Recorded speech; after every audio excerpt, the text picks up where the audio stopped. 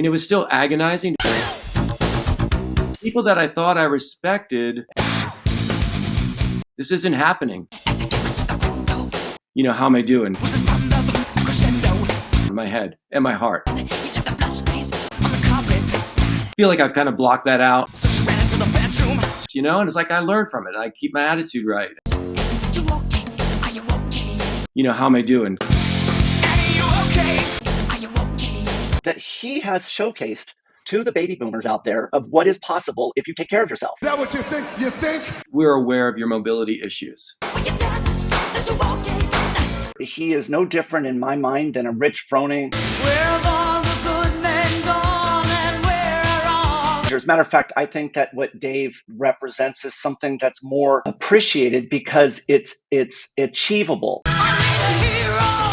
You could look at what Dave is doing today and go, I could do what Dave does. I'm holding out for a hero till the end of the night. It's the effort.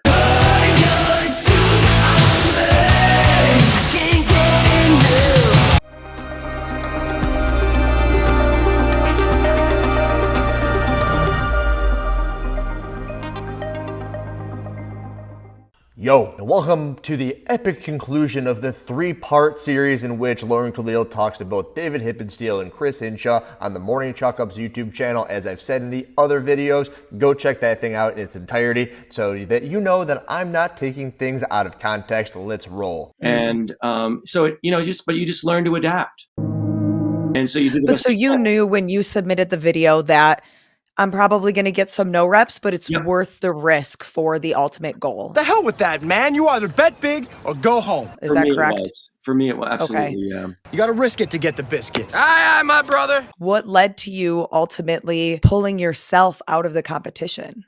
I don't. You know, I guess I do it. I do this for fun. It's my hobby. Is that what you think? You think? You know, I have a career to protect. I like how he downplays it. It's for fun. And as soon as it became not fun, I wanted to distance myself as far as I could from that. It was not much of a decision. I mean, it was still agonizing to go through. It's like, what do you mean? I'm not going to go to the games. That hurt. You're awful, Me? I'm awful? Oh yeah, how am I awful? playing my video, inviting me on the show. And yet the reality was, it's like at that moment, it's like, you know what? If this is what it's about, I don't want to be a part of it. You all know exactly who I am. Say my name. I'm the man who killed Gus Fring. That's right. Now, say my name. Heisenberg.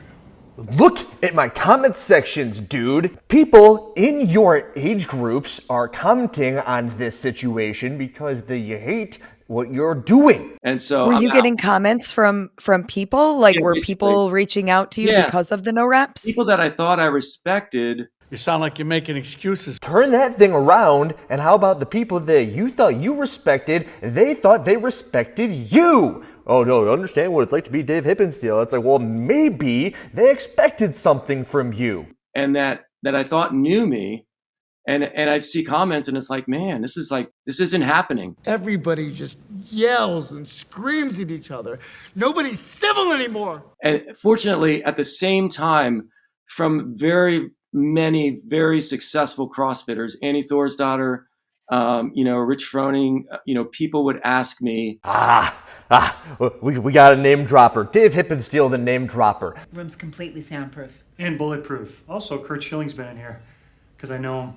I'm sure these people went out of their way to say things really nice to him, and now he's got to bring them into the picture. Like, just so you guys know, Andy Thorsdottir and Rich Froning reached out to me, and they were, they didn't really say anything other than how you doing. They didn't say that what I was doing was the right thing, but they reached out to me because I'm Dave Hippensteel. And you know what? Maybe it's because they're nice people. Nice people can still understand what it's like to be you. And, I guess to an extent, I also understand what it's like to be you, but I'm not going to let you sit in your shit, Dave. Like, pull your head out of your butt, homie. Figure it out. There's, I guess, 3 levels to this thing, right? There's the people like Hinshaw over here who are like, yeah, Dave Hippensteel, Dave Hippensteel. It's like, do you not understand who Dave Hippensteel is?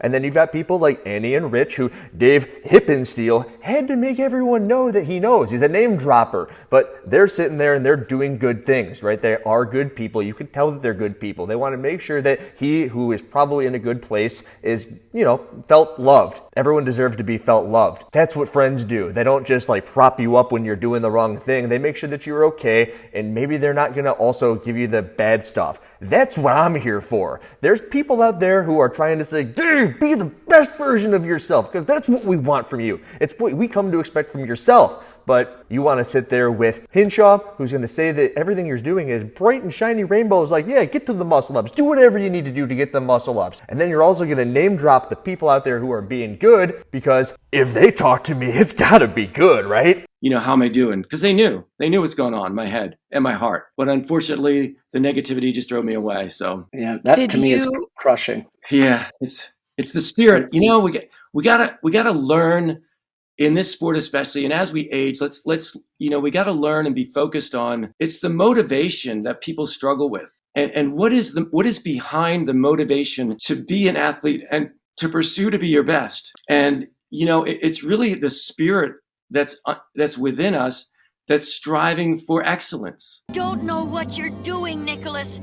Listen to your heart. And it's like, as soon as it doesn't become that, as soon as you crush somebody's spirit, whether it's me or whether it's anyone out there, you defeat the purpose of the sport. We have to do everything we can to preserve motivation for all of us. And that's why I've continued to do it, even with the injuries. Care Bears, stare. Even with what went on in 2019, what went on this year, I've crawled my way back to working out. Did the Masters Fitness Collective this year. It was tough though. And, you want to, and thankfully for Chris, reaching out to me and wanting to draw that spirit out of me again, which was really crushed. And I just so appreciate that and just so thankful. I feel a little bit bad for him because he gets choked up there, but come on, dude. You had every single opportunity to come out on top with all of this stuff. You pulled your score out, which in my opinion was a very admirable thing to do, but you're out here just defending every single thing that you've done since, and that's a bad look. And if it took someone like Chris Hinshaw to pat you on the back and get you back on the horse, you're not going to make many friends in the sport, homie. What the fuck do I know, I suppose? You're the guy who knows everybody in the sport, getting all those freaking text messages from all these people. There are people like that in this sport that really want you to do your best. Annie Thorsdottir sent me a video saying, because she got wind of it through Heather, through Lauren Fisher, and just wanted to encourage me. So it's just it made my day. It saddens me that what has happened in our community. I mean, we are a community, and to take someone with Dave's accomplishments and to immediately cast that aside and relabel someone who has created the sport that he has showcased to the baby boomers out there of what is possible if you take care of yourself.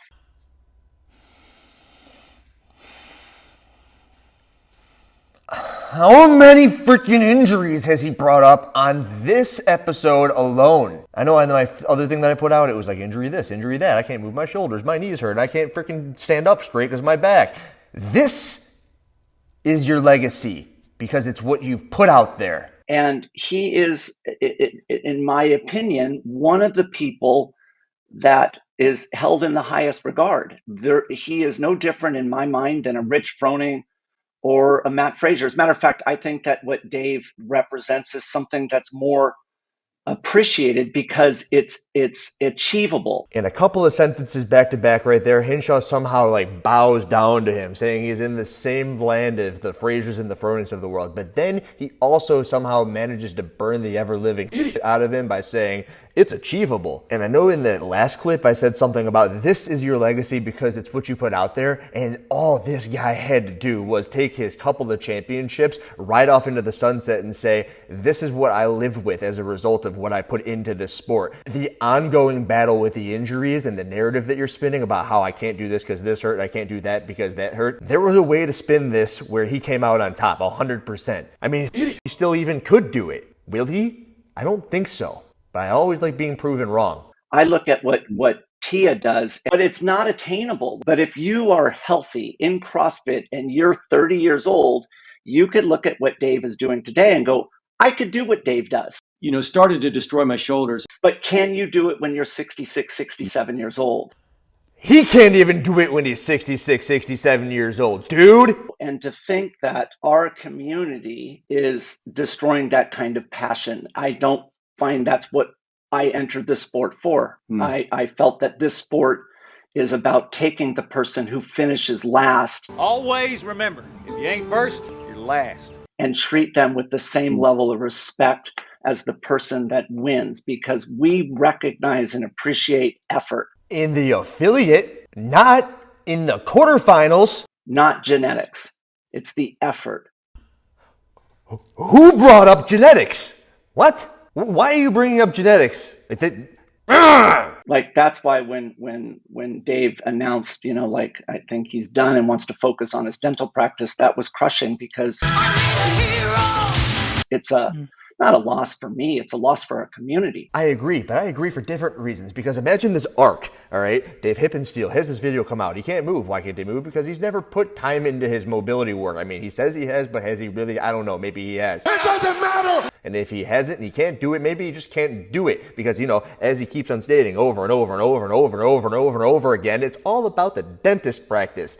CrossFit is just this thing that he just happens to win every single year because he gets away with whatever the hell he wants because he's Dave Hippensteel. But imagine the arc where he takes a year or two off and then he comes back and he just does it the right way. That would look so good. Imagine that book, Dave. What I don't think is necessarily okay is I don't want you to say anything you're uncomfortable with, but can you tell us some of the things that people were messaging you and saying to you that just you're like, I can't deal with this. This isn't worth it.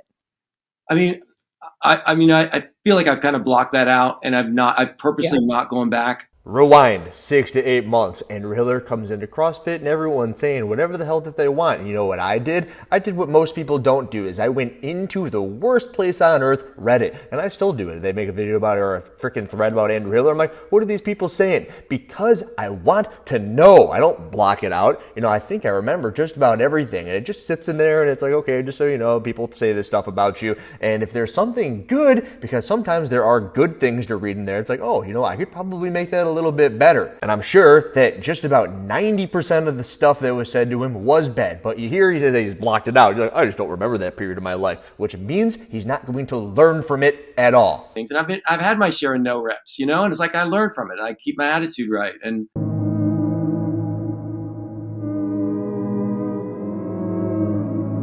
The video is way too long. I'm just gonna cut out the ends. I don't want to do any more back and forth. And if you want to watch the whole thing, go on over and check it out. The hot topics would be Hinshaw talking about CrossFit's interesting response, which was something along the lines of their understanding about his situation and they see what he's done for the sport and they were very helpful, which doesn't sound very good to me. It sounds like CrossFit's, come on in. It was cool that they let him go be the demo athlete. It's cool that they tried to bring him in. They tried to soften the blow. That's a good thing. I'm 100% on board with that. That's where I got to see him at the CrossFit Games, of course. He brings up the fact that he tried to go to the Masters Fitness Collective and his back acted up again, which is bad because, he keeps on talking about all these injuries, but it's good because he ended up, withdrawing. That's something that he should do more often. If something is so beat up, you should work on that stuff and not just try to beat yourself into the dirt because you have a title to uphold. It's the narrative that you should start to spin. Again, that's my opinion. It's always all my opinion. But this entire thing, as I said in the beginning of the first episode, I think that Lauren did a very, very good job.